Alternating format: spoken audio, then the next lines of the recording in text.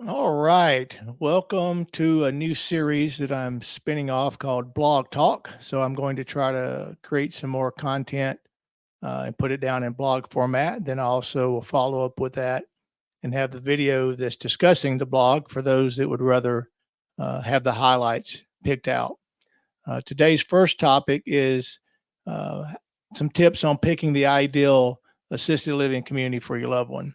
So, obviously, if you're here and you got here because of that search, hopefully, I can share some things that could be of value and help you navigate the process. I will come out of the gate and say that I highly recommend using a local placement agent like CareQuest or someone else in your area that can take the burden off of you, that you don't need these tips. You can just have them for your knowledge to go along with the guidance that you're being given by the placement agency that you pick. Local placement agencies do not charge for their services, just like we say we don't. We get paid by the communities that your loved one is placed in. So, obviously, getting started is how do you find the perfect home for your loved one? There's a lot of ingredients that goes into the bowl to mix this up. So obviously, you've already been assessing your loved one's condition, right? So that's why you're here. Is something has happened? Maybe you've been caretaking for your loved one yourself. Maybe you've had an in-home care agency taking care of your loved one, and it's time to go to the next step, which is placing them into an assisted living community or even memory care. Maybe it's even independent living that you want to get them off the burden and the responsibilities that's required to run a household. So obviously assess their needs, obviously, is the first and foremost things. What's their level of care that's needed? What's their personality like? What kind of things do they like? Not all communities are the same. So you'd want to, find the best fit for that. Obviously, when it comes to researching different types of senior living communities, that's highly advised. But I want to give you a huge word of caution. Before you go and fill out any forms on any website, just be aware of who you're filling that form out for. There are some large online lead aggregators, I call them, that come across as assisted living guidance.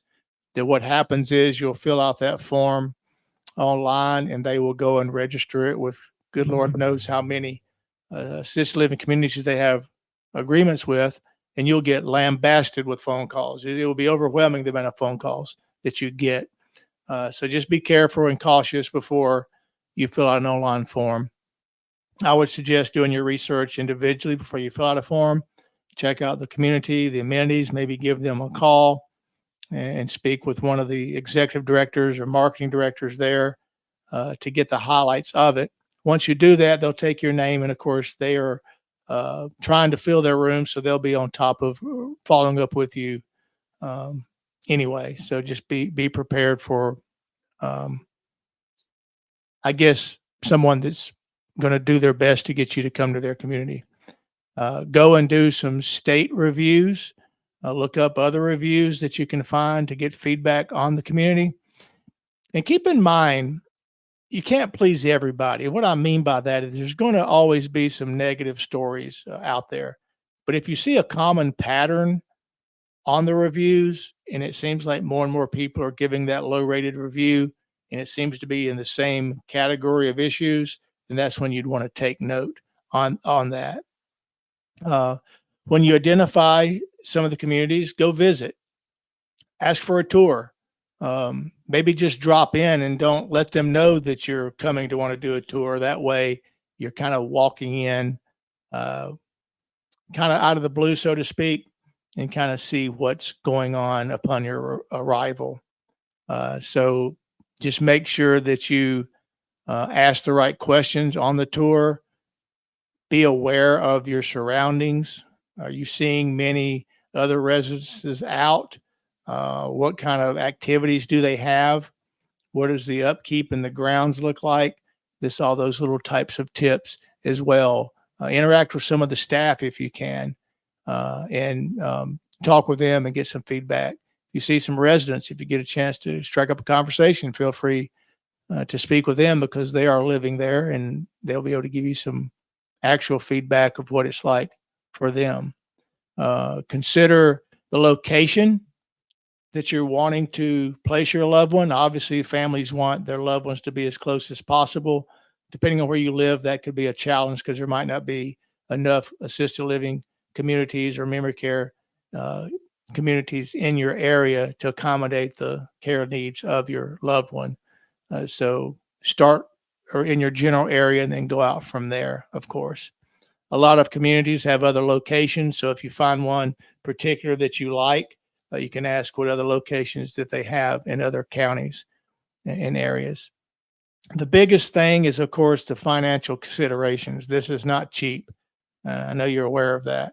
Uh, I would say, depending on the level of care that your loved one needs, if you're just going into independent living and maybe light assisted living, um, depending on the area, $3,000 a month is going to be probably pretty much bottom line, and that's being conservative, so to speak, because it may, of course, run a lot higher. If you get into more assisted living needs, especially memory care, you can get up into five, six, seven plus $1,000 a month. And again, in certain areas, it could be $8,000 to $10,000 a month. There are independent care homes that a lot of times can find a better pricing. So do not forget to consider independent care homes. You definitely will want to check those out and make sure that it's not someone that's just getting in the business to get the income side of it, that they truly do have good private homes, good level of care, good people there to oversee and watch it. So just do not forget about independent care homes. Those are all over the place, and sometimes they're hard to find. In conclusion, I want to highlight again that CareQuest solution, especially in the state of Georgia, we're here to do all of this for you. So you do not have to worry about figuring all this out. You can just be involved in the process, and we actually will set up the tour. We'll meet with you and your loved one to help talk about it. It is big decisions, big changes. So we're there to help the entire process. We will go on the tours with you and your family member. And also, a lot of times we can negotiate a better pricing on your behalf just for the fact of the relationships that we have in place, which is another thing. Do not hesitate to ask for any specials if you decide to do this on your own. But again, highly encourage you to reach out to a local placement agency and someone that truly is an advocate, and they'll be there to take care of you and your family, because this is extremely stressful. It can be overwhelming. Your plate's already full with your own life. So we'd love the opportunity to come in and help you navigate this challenging time in your life. These are just some simple tips. I hope it helps you in some way. If you do have any questions, feel free to reach out and call. We're just a phone call away, or fill out a form online and we will be in touch. And this is our first Blog Talk series. There's more to come. Hope this made sense, and we'll see you on the next one. Until then, take care.